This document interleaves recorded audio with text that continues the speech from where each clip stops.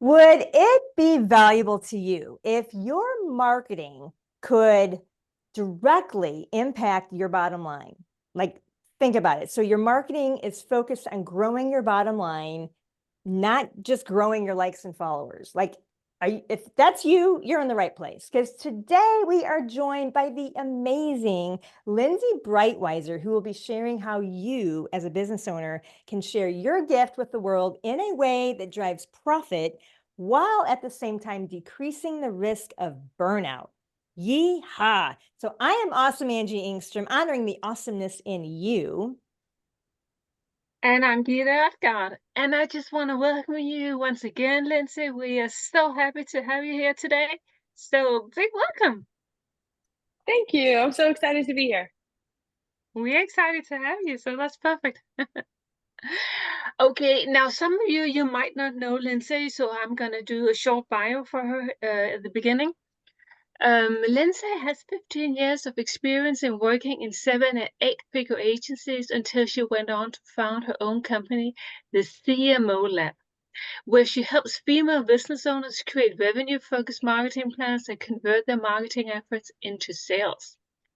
So yeah, we're excited to have you here today, Lindsay. Welcome once again, and let's go. All right. Woohoo! Well, I'll start us off. So, welcome to Momentum Maker Podcast. And in like quick 10 seconds, just tell us, what is your business? Who do you serve? And what's the result you get for them? Oh, great question. So, quick 10 seconds. My business is called the CMO Lab.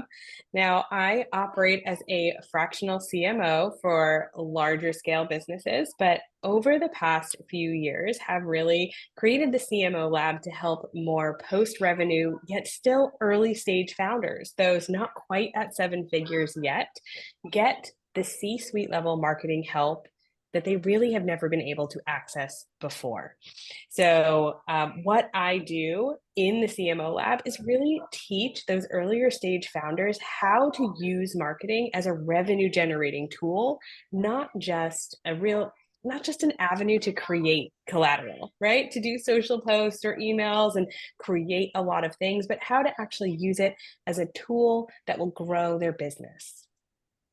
Love it. Love it. Awesome. So, we want to know, like, what inspired you to get started in this business? Yeah, so let's see. Let's start way at the beginning, I guess. So I went to school for integrated marketing. I was a weird child who knew like this is what I wanted to do. I wanted to work in marketing. I didn't fall into it by mistake. And as soon as I left school, went to work at the major agencies in New York City, FCB. At the time, it was JWT. Gary Bowen, and I did that for about a decade or so. And once I started my family, I kind of did what might be a very traditional thing and went, no, I don't want to do the long hours anymore. My priorities have shifted. And I began to white label my strategy services. So I went to regional agencies that weren't quite working on clients that were as large and really realized that there was a big gap. The smaller the company and the smaller the business owner, they didn't have this internal marketing department making a lot of strategic decisions for them. So they were going to these regional agencies who also were not making strategic choices for them. They were just executional partners, right? I'll create the video, I'll make the social posts, I'll build your website. But nobody was really bridging the gap at the smaller company size of, oh, well, here's why you should be doing those things. Here's how you measure their effectiveness, and here's how we actually connect them to revenue generation. So when I came down from the agency world, began white labeling my strategy services. I would kind of fill that niche and did that for a number of years. I eventually got scooped up from a prior agency connection to work with a female entrepreneur. Well, she was a female entrepreneur, but she was a business coach, and she specialized in helping six-figure founders. And that was my first insight into these really small companies. And when I say small, I mean they could be making $400,000 a year, but they're still in the six figures, and they really hadn't had any sort of marketing plan. I was blown away because you kind of forget. You think everybody knows what I know, everybody does marketing in a certain way. And it was really my first exposure. I was like, whoa, they're just like, it's so random. We've heard of random acts of kindness. This was like random acts of marketing. Like it was just all over the place. And that really kickstarted my passion for bringing C-suite level marketing knowledge and structure and formatting to those early stage founders. And just, a small tweak or a different adjustment to the way that they do things has really led to extraordinary, I would liken it to opening the floodgates, extraordinary change. So that's kind of a really high level synopsis of where I started. I was a big creative agency person, and I sort of worked my way backwards to working with smaller and smaller companies until today, where I created this CMO Lab to work specifically with these early stage post revenue founders and really get their marketing in order so they could use it and maximize their business growth. That's amazing. I'm going to back trail a little bit on you. Yeah. You said there was a lot in there. There's a lot in there. Yes. There's a lot in there. Yes. Yeah. And I'm from the very beginning, I almost stopped you and I thought, no, I'll let this play out. Okay. You said from a young age, you were a kid when you wanted to be a marketer. Like that's interesting to me. It's super weird. I know, it's super odd.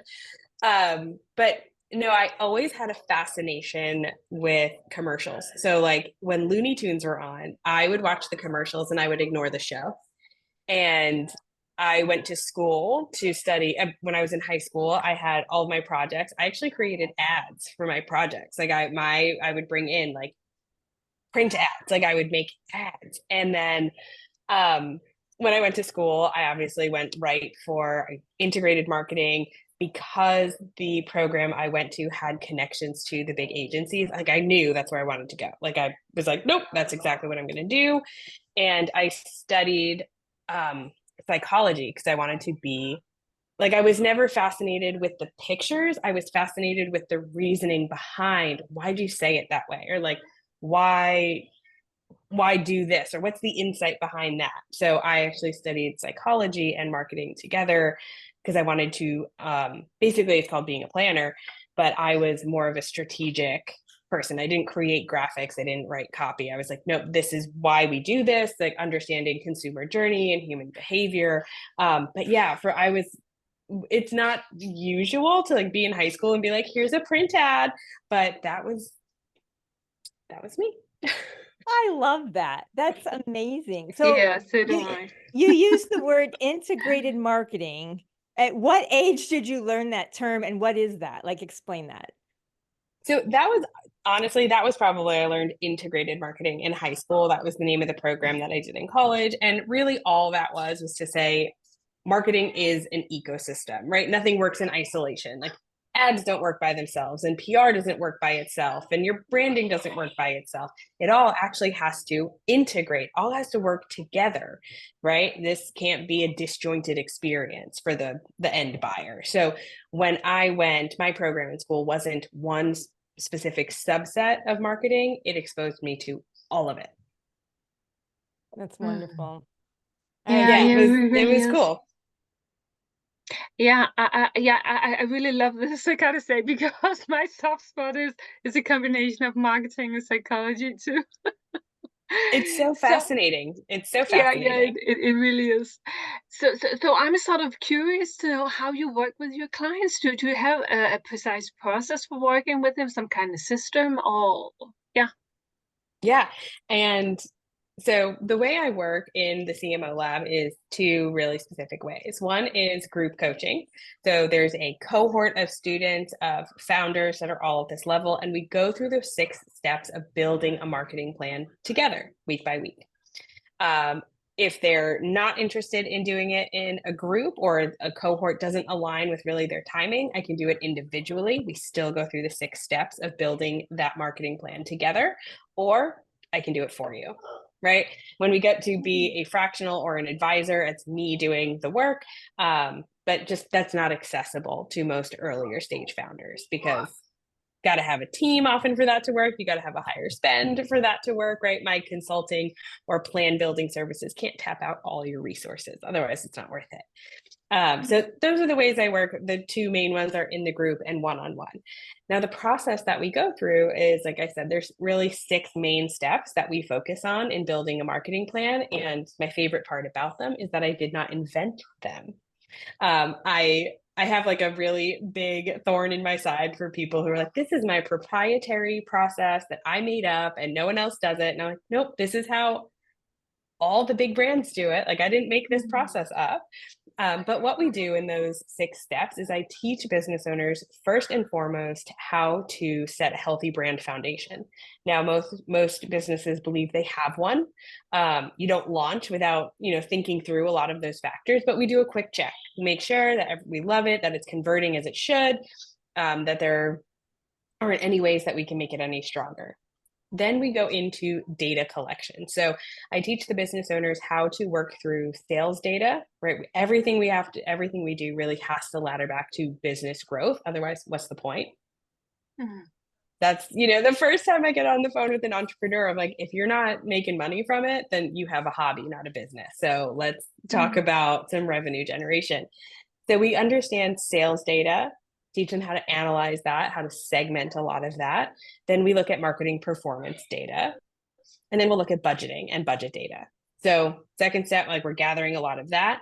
Then we fill in the ghost structure. Ghost structure is not my proprietary thing. You could look it up. David Horwath invented it over 2 decades ago.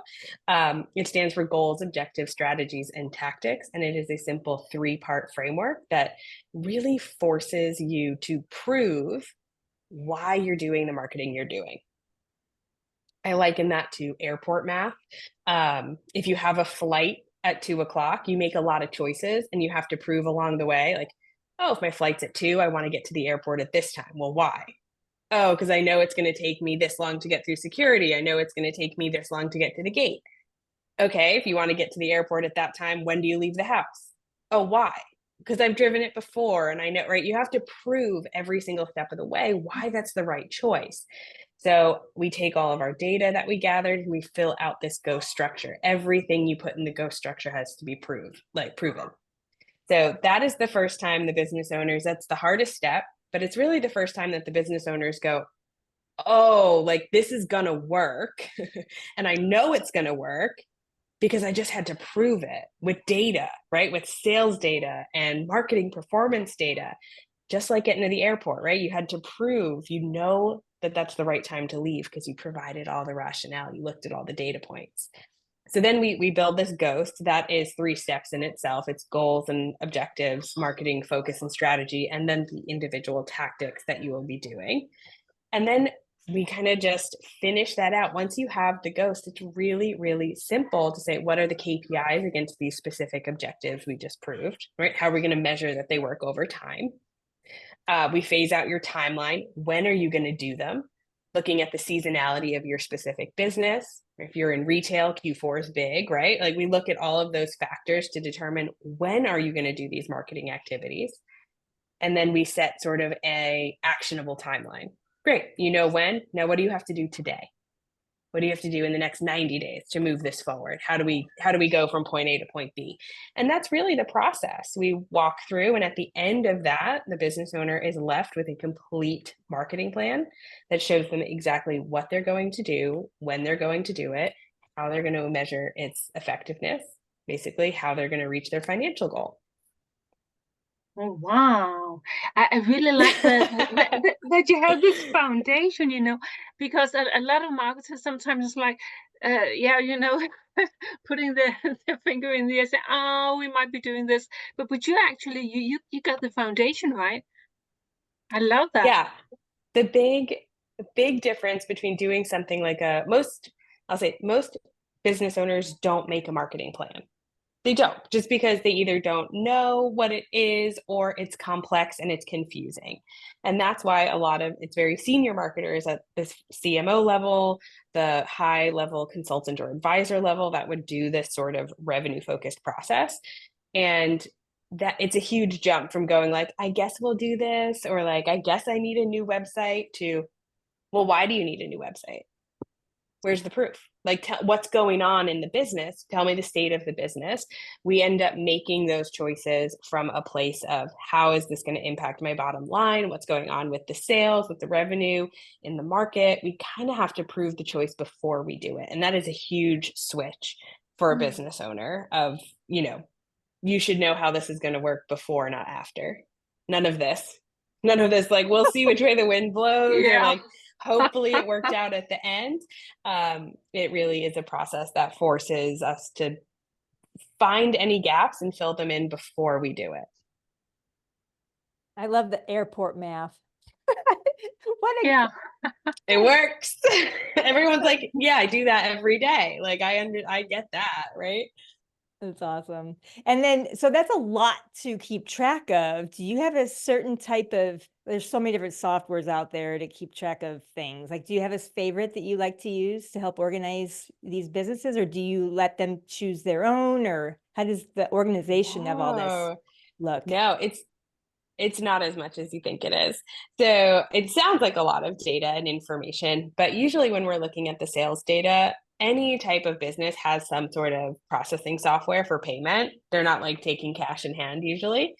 So it's like whether you use Square or Intuit or Shopify, pull your sales. There you go. Just pull them for the past 12 months and then we'll analyze it. So it's not as hard to gather the data as one might think. The marketing performance data, now that is usually where a lot of founders I work with run into holes because they haven't tracked anything in the past. So we use a lot of standard benchmarks from the jump if we need to, like, oh, if you haven't tracked this before, here's what typically happens. Let's use this as a starting line. And then we set them up to track appropriately. So they get, the quick win right away is that they're now going to be tracking the right things to make better decisions as they move forward. So it's a really easy, like, oh, first optimization, first win, like now I'm set up. But gathering that data just depends on what type of marketing you've been doing and what you do. So that also isn't usually a very intensive process. A lot of business owners are actually doing very soft marketing. They're like, I have conversations and I go to networking events and I go to, I make phone calls. So we put a lot of metrics behind that, but usually at the get-go, there isn't quite as much to gather as we had hoped. But yeah, no specific software, just whatever they are using to track. And then we will manually put that into our worksheets. Gotcha. Okay. I'm just trying to envision this dashboard of information and data and okay. Gotcha. No, we do it more like when you sign up for the CMO Lab, we do it more, or one-on-one, we do it in worksheets. So there is like a little workbook you get, and I'll say, all right, write your 12 months of data, like what happened over the past 12 months. And then there'll be a series of questions, almost like a homework sheet where it's like, okay, why might that have happened? Or, what was going on in your business during the best months? What was going on during the worst months? And they're kind of walked through a series of questions to answer to get them to start really thinking like a marketer would think, with that curiosity. And then a series of questions to extrapolate like where we should take it. I love the Bugs Bunny commercial image in my brain right now. That turn your marketing into Bugs Bunny commercials. I love it. Yeah. Oh my gosh. I need to lead with that more. I need to lead with that more often. I love the fun side. That image is just, I love that. And the airport math, I love that too. So yeah, anything to make things simpler. Third grade level. Woohoo. Yeah. Right. And that's actually what makes people remember it. So perfect. It took me a while to get there. When I first started coming from a higher level marketing background. I first started and I just was that stereotypical person who was like KPIs, conversion, da da da da da. And the poor business owners that I worked with, like right out of the gate, were like, what are you talking about? Like, just, it was just like, woof, like, I don't understand what this means. And I was like, oh, okay, do you guys do meal prep? And they're like, yeah. And I'm like, so why do you do meal prep, right? You know that when you're in the thick of it, you get home on Wednesday after work, like you do not have the ability to make all the choices right then and there and spot the blind spots. It's like, that's why you do it in advance. I'm like, that's a marketing plan. It's meal prep. So it took me a while, but yes, I've got a lot of those like metaphors and similes on lock now from just being like, oh, wait, no, let's make this make sense to everybody. Yeah, Brilliant. and that is really super important because, you know, a lot of business owners, small business owners at least, they are totally amazing at what they do, but sometimes they're not really into marketing. So making it easy Of like course. that, it's perfect. Yeah. Yeah, that everyone needs to stay in their lane. Like if you're Yeah. a solo business owner, you got to do everything. Yes, but at some point as you're advancing and growing your business, there's a lane for everything. And to have a marketing company come in and support that piece is huge. So, yeah, that's awesome. So our listeners love stories. So tell us some success stories. Ooh, okay. So client success stories. I could do one for myself, like a success story for myself, and then some client success stories. But I actually had a student that was a run coach, and we started working together. She had been doing it for about 3 years, and she had built a little community, like a little audience of 900 people. And she had spent $9,000 on it was a course, but like something to teach her how to build funnels. Because for some reason, someone had told her along the line, the key is to build an audience. And so she did. She's like, here's 900 people that are in my run group. And then they said, okay, great. Well, now you need to convert that audience and you need to have a funnel to do so. And she said, okay, great. Teach me how to do the funnel.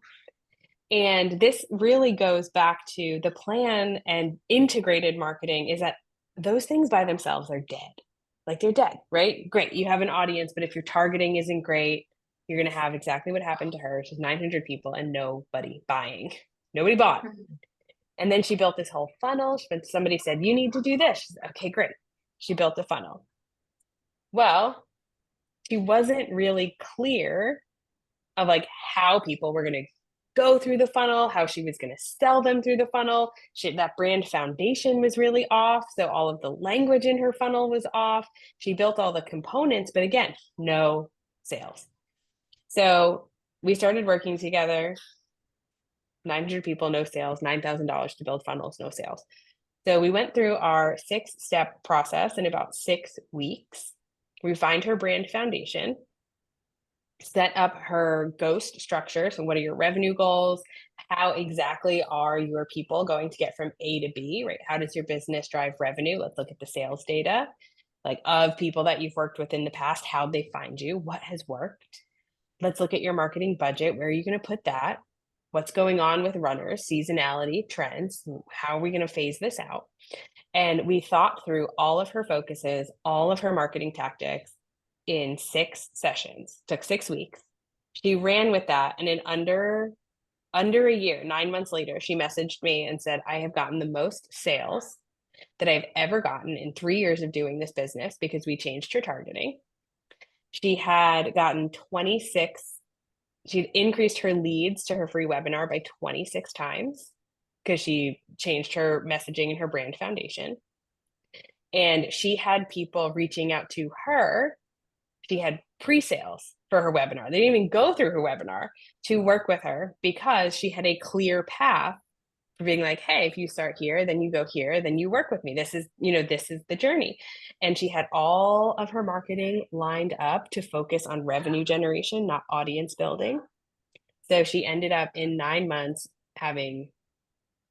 she 10x'd her sales, all because she had a plan that focused on how to use marketing all integrated, right? How to have this ecosystem that all worked together, all of her marketing tactics, and how everything would ladder up to the actual revenue generation, not focusing on these individual components anymore, or what I call these random acts of marketing. Just build a community and it'll happen. Just build a funnel and it'll happen.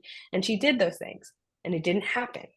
And it wasn't until we really sat down and said, how much money do you want to make? How do these people interact with you? What marketing tactics align with that sort of activity? Where do we focus? What do we spend? What do we say? and put it all together in a format that she could execute. And then it worked. 26 times her lead and 10 times her sales in 9 months. That's brilliant. Amazing. Yeah. Integrated, the magic word of the day, integrated. Yes, it's all got to work together. Ecosystem, integrated, all of the individual components by themselves are dead. Like they don't do anything by themselves.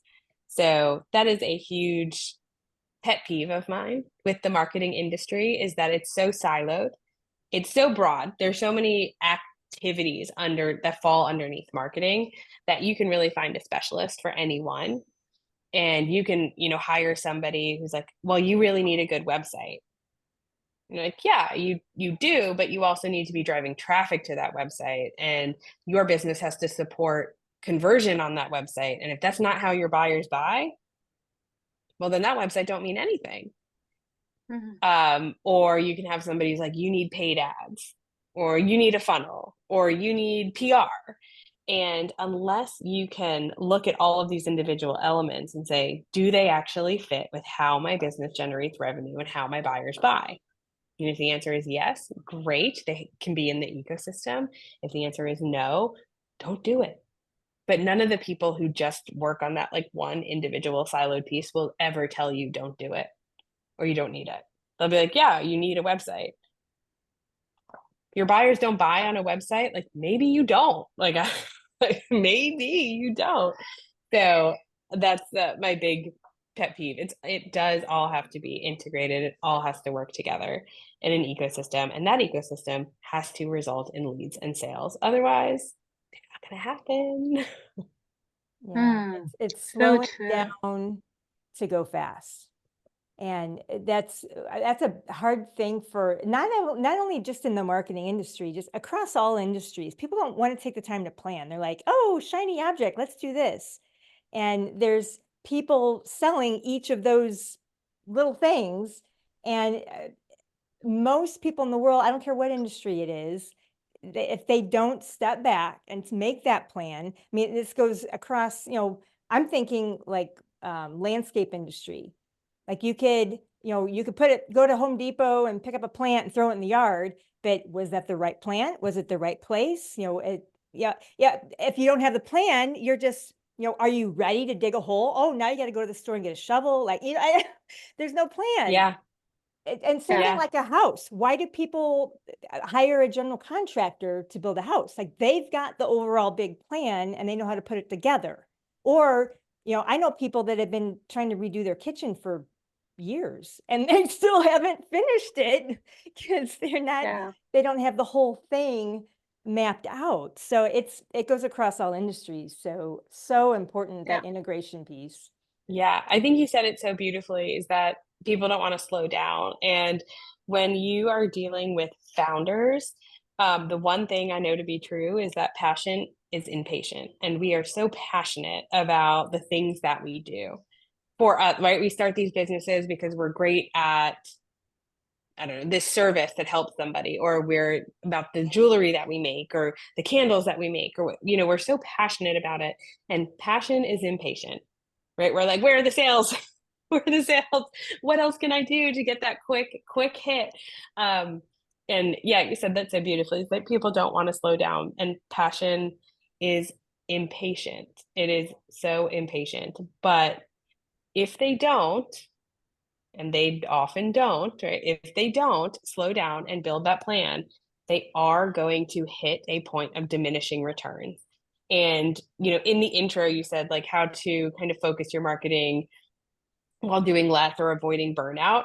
The reason we kind of get burned out is because we don't have the plan. We're like, well, I'll just work harder, more in, more out, right? I'm getting some sales. I'll just double down on those efforts. We are going to reach the point where time is finite, resources are finite. We are going to start seeing diminishing returns. We could actually overspend on the wrong things. And then when we spin our wheels that way and we actually can't connect all of that work and all of that impatient passion to any result coming through, well, what's going to happen? Like, it's all going to just implode. Like, we're going to be like, I suck. This sucks. Nobody likes my business. I can't grow it. Everything is wrong. I'm going to just go work at Starbucks and be a barista because I'm over this. So you really do. If you slow down and you connect the pieces, then you'll start to see that long-term growth. But that is really hard to do because passion is impatient and we want it now. We want the win now. And it just doesn't work that way. I love that. Yeah. Yeah. So do I. Should I go with the thought that's in my brain, Geety? I have this image. Okay, go for it, Angie. Tell me if you guys have heard this before. I think this was a Seinfeld thing. Some comedian, I think, and I think it was Seinfeld. People go to the hardware store to solve a problem. Like they're trying to, Home Depot, let's just use Home Depot. It's the do-it-yourself store. Like you go to, you're going to get a hammer or a paint can or whatever you want, and you end up taking this all home or office or wherever you're doing your work at, and you cut your arm off, and because you're don't know what you're doing, like you're severing body parts, and you went in for a little quick solution and you're trying to do it yourself and it all blows up. I'm not Seinfeld, so have you guys heard this one though? Because yeah, that goes to show if you do it yourself, go just hire the professional, because now you've got a severed arm. Exactly. The project's still not done. You had to hire the professional anyway. So that's my version of botched up version of the Seinfeld Home Depot. Yeah. It sort of makes sense, and you come home with all these do-it-yourself things, and you end up not using it because you're not really sure how to use it, and you don't have that overall plan. So once again, the word integrated, which I love that. Yeah. And I can totally see it. It's like you try to do one small thing and it just snowballs into this massive problem. But I will say there are some, and it's super hard for a business owner who's, they pulled up those bootstraps and they're like, I'm going to figure this out and do it all myself. I never want to convey the idea that you can't find success without a marketing plan. Like there are people who go to Home Depot and get the hammer and they do it just fine, right? They do it just fine. They figure it out without a plan. And I never want to convey the idea that you can't actually find success without a plan, because people do it all the time. It just takes them a heck of a lot longer than if they had it, right? If I was to go on a road trip and I'm in South Carolina and I was going to drive across the country to LA, I'd make it eventually, right? If I didn't have a map, if I didn't have plan, I might run out of gas. I might have problems along the way. I might take a detour. Might take a lot longer than it should, but I'd probably get there. It'd just take me a long time and it would be pretty messy. So it's you can find success if you're, hitting your goals and you're happy with the workload that you have and you're not looking to, get to the next level or to level it up. You're like, this is great, I want to stay here, then great. Keep doing what you're doing. Keep winning where you're winning.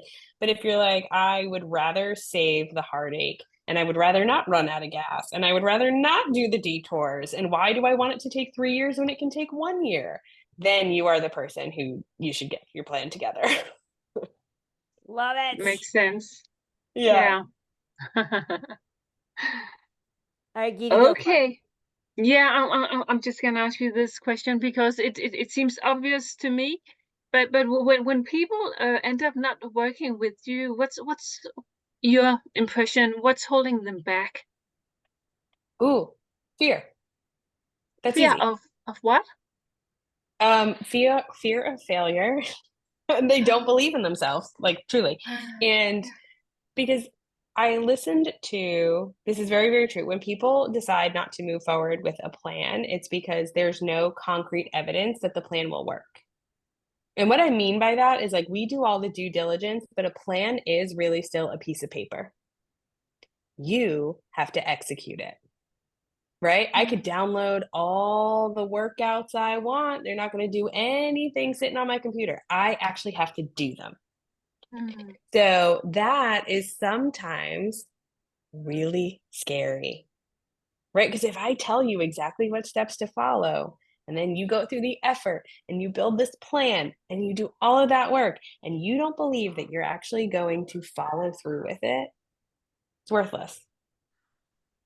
It's about as worth as much as the paper it is printed on, right? For us to do that. So there's no concrete evidence. I can give you case studies, I can give you examples all day long of like, this process works, you just have to follow it. But if you are somebody who is not going to follow it, right? This client did this client did this, we increased revenue by 20%, we did all these things, but they had to actually follow the plan. So a lot of times when people end up not working with me, or they're like, I'm going to do something else first, I'm like, great, go do that first. And I am going to follow up with you in 30, 45 days, say, how'd it go? Are you seeing the sales that you want to see yet?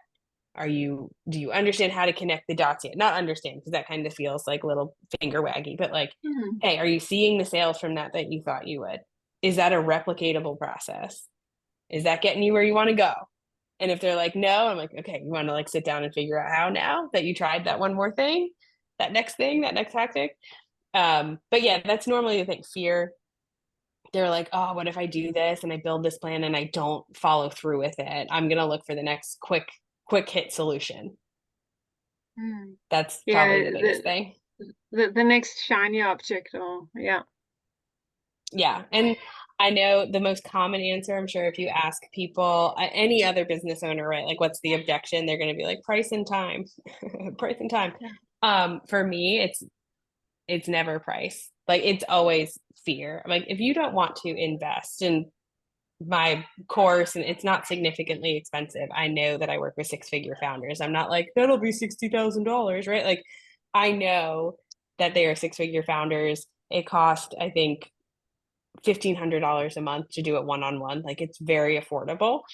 But it's never price. It's never, oh, is the course worth, or is the one-on-one worth $1,500 a month? So do you believe that your growth is worth $1,500 a month? And if no, if you tell me you want to have a 6-figure business, but you won't spend $1,500 a month, I can tell you why you're not getting there easily. You don't believe it's worth that investment. Okay. Bye. So that's kind of the biggest objection, is it's fear. I'm like, they don't believe that they can do it. Yeah. This has been fantastic, Lindsey. I've enjoyed the Bugs Bunny memory lane, and oh my gosh, I love it. So many golden nuggets. I'm taking notes on my paper here. Fantastic. I'm so glad. Yeah, so am I. Yeah. So as we wrap this up, Lindsey, is there any last comments or words of wisdom or any other stories you want to make sure that you want to share before we wrap things up? You know what? There was one thing I realized. I said I'd give you an example of a client success story, and I would give you an example of mine, and I didn't give of mine. So when I started the CMO Lab, I, just like any other business owner, was starting from zero. So, right, I didn't have like this audience of people. I didn't have warm leads. I was just going, hey, I'm going to do this CMO Lab thing. I know there's some 6-figure founders out there that this would really help. I'm going to start doing this. And the number one thing that people will do in that position is just go, oh, I need to like make everybody aware of it. And I sort of followed my own advice and was like, yeah, that's part of it, but I need to have everything else integrated, right? That's our favorite word.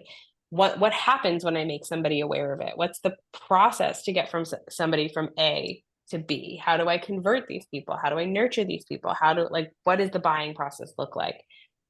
And the win, and I love to like tout this, is that I actually grew my social media following by 0 people, zero people, and had my best revenue month ever that same month. And I think business owners, I share that as a win, because business owners get so trapped in this, like, I need a big audience, I need all this awareness, I'm going to cast this big old net, and then sales are somehow going to happen. I don't know how, but somehow they're going to happen. And, by following my own marketing plan advice, by doing the work, planning it, doing it exactly that, I didn't grow a big audience, and I still saw the revenue. So for that's the win, is that like, you don't have to do what everyone else is doing. You don't have to fall into this trap of just over awareness. If you're somebody who's like, I hate social media, I don't want to be an influencer, I don't want to grow a big audience, you don't have to. You just need to focus on driving revenue. In the same month that I grew by 0 followers, I had my best revenue month ever. So it's possible. That's the win. That's the lesson. Love that. Yeah. Woohoo. Yeah, so good. So tell us what listeners should do next in order to connect with you further. So if you're out there listening to this, if this resonated with you, reach out to Lindsey. How can they do that? Yeah, so you can find me on social media at the CMO Lab. You can head to my website, find me there, book discovery call, or just check out what the CMO Lab is all about at www.thecmolab.co. And I think you guys will put in the show notes if you are at all interested in learning about a revenue-driven approach to marketing and kind of what a marketing plan entails and looks like. I have a free download for you to get started checking out some of the simple marketing mistakes that really hold people back from converting more browsers into buyers. So you can download that at cmolab.co/7mistakes just as a fun way to get started. Fun, Okay, the I'm just magic gonna word. repeat it. It says so everybody hears. Go to the cmolab.co/7mistakes for the free download. And thank you so much for joining us, Lindsey. I think it's been such a pleasure. I love listening to the success stories. I loved listening to all the marketing integrations. So amazing. So thank you for joining us today. I'm Kira Adkar. And I'm awesome Angie Engstrom. And thanks for listening to Momentum Maker Podcast. Thank you, Lindsey, so much for joining us today. Such a fun conversation.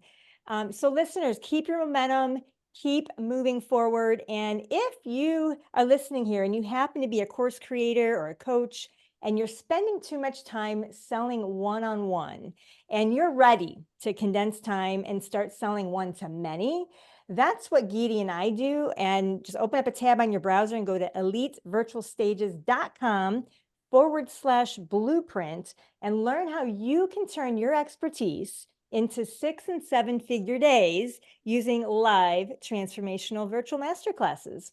So thank you, Lindsey, once again. Keep your momentum, everyone.